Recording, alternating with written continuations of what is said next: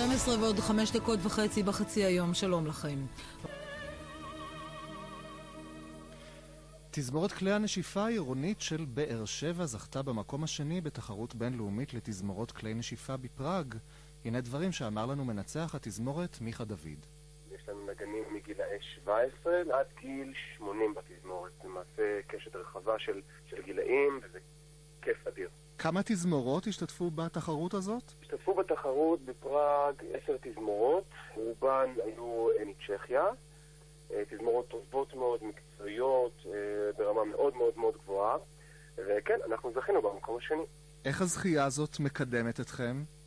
אני מקווה מאוד שהיא תקדם באפיק חיובי. הכוונה היא שתזמורות כלי הנשיפה לבוגרים חובבים תזכנה להכרה ממסדית. התזמורת שלנו פועלת תחת הקונסרבטוריון למוסיקה באר שבע, בתמיכה ללא סייג של העירייה. הממסדית מסתיימת. אין הכרה של משרד החינוך או משרד התרבות בתזמורות כאלה, ואגב, תזמורות נשיפה לבוגרים חובבים בכל רחבי הארץ שפועלות ללא תקציבים. מיכה דוד, מנצח תזמורת כלי הנשיפה העירונית של באר שבע, ברכות על הזכייה שלכם בפראג ותודה רבה. תודה לכם.